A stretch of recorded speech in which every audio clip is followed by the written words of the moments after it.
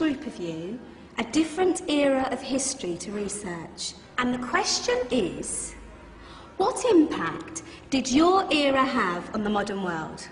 So Sarah, your group has the ancient Greeks. Ravi, you've got the Romans. And Danny's group gets, yes, a bit of a challenge for you. You get the Middle Ages. Some even call it the Dark Ages. Boring. See how you get on. Yes, miss. So, Serene, yes, you get the Renaissance.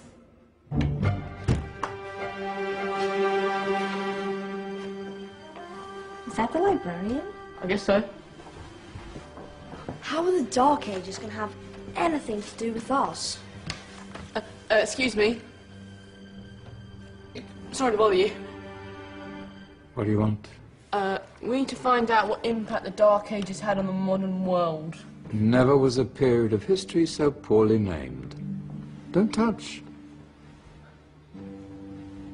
It's priceless.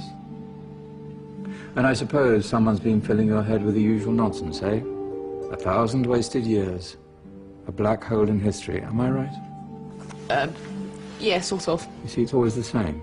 You assume it was all mud, disease, death and destruction, with marauding mobs of barbarians ripping down the good of former civilizations, burning and plundering as they went, nothing of any worth invented either, eh? Oh, no. Go on, Beofrey. Sorry to bother you. Come on, it's probably not worth it. Everyone knows that the Greeks and Romans invented everything anyway. Oh, did they now? And you're sure about that, are you? You know, I might just have something for you. You seem to be up to the task. I suppose I could... Follow me. I've got just the book for you.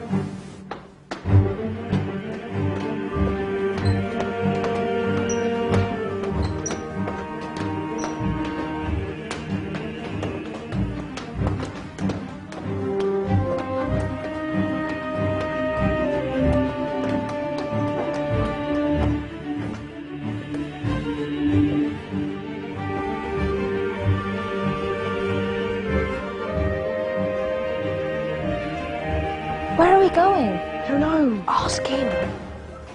Excuse me. Where are we going? From darkness into light, my young friend. From ocean onto land, there are things you should know. Oh, yes, indeed. Yes, indeed.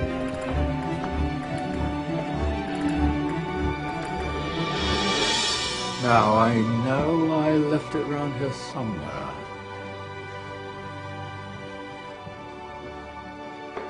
Ah, here it is.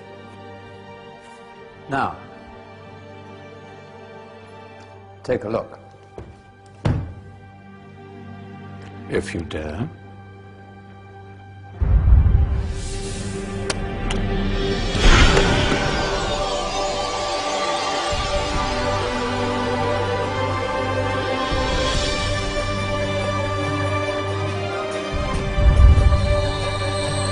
What's going on? Welcome to the Dark Ages, or as it should be known, the Golden Ages. Who are you? I am Al-Jazari, engineer and ingenious inventor. I thought you said this was the Dark Ages. It doesn't look very... dark. That's because it's all a matter of perspective, my soon-to-be illuminated friend. Of course, there are parts of the world that weren't dark at all, but in a civilization that stretched from Spain to China, the golden rays of discovery and invention shone over everything. What civilization? The Muslim civilization, my young friend. Through scholars and scientists of various faiths, some of the most important discoveries known to man were made at this time. Discoveries that drew on knowledge of the ancients, but have more connections with your modern world than you could possibly ever imagine. Like what? Well, all sorts of things. We've got to get a picture of this. I knew it was a good idea. Who are you? Allow me to introduce Ibn al-Haytham, a great scientist whose ideas led to the invention of the camera. You invented the camera? I laid the foundations for modern cameras by explaining how our eyes work. I found a way of projecting an image onto another surface through a small hole in a dark room, later called camera obscura. Think of all the things that evolved from this discovery. Cameras, cinema, all share the same principle. Cool. Look out below! Who's that? That's my good friend, Abbas ibn Farnas, who gazed up to the heavens, passionate in his belief that man could fly. Whoa. Indeed, he dared to dream about flying 1,000 years before the Wright brothers.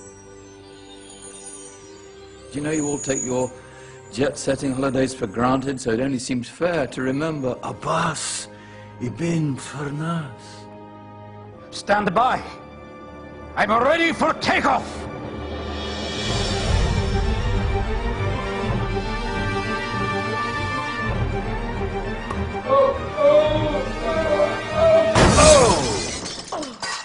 You did forget one thing, though.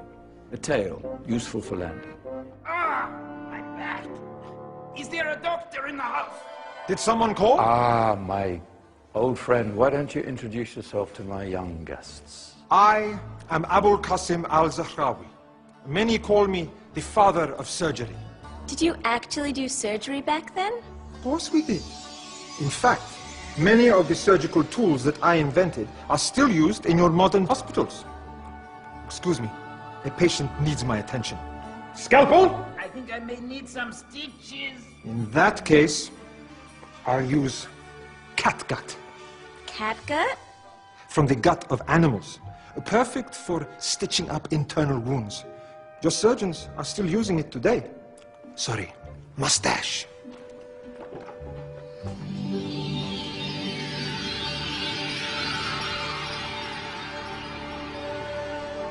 Who's she? That's Maryam al-Astrolabi. One of the many brilliant women of her time. She made sophisticated astrolabes. Astro what? Astrolabes. They show the sky and the stars on a small flat plate you can hold in your hand. Think of them as ancient calculating or timekeeping devices. Today you have your watch, your compass, satellite navigation, helping people and explorers travel the world. Science at its brilliant best. And all these things were developed during the Golden Ages. Yeah, that's just the tip of the iceberg. There were thousands of other inventions covering all areas of life, and in the years that followed, their influence spread across the whole of medieval Europe. So you see, it wasn't so dark after all. What about you? Me? What did you invent? Well, I don't want to be big-headed, but I made some groundbreaking advances in engineering. I suppose my most significant discovery converted rotary motion into linear motion using a crank and connecting rod. It's essential in pumps and engines. In fact, I've no idea how the Industrial Revolution could have happened hundreds of years later without such a device. Not that I ever get the credit I deserve. But my crowning glory was my amazing time-telling machine, my legendary elephant clock.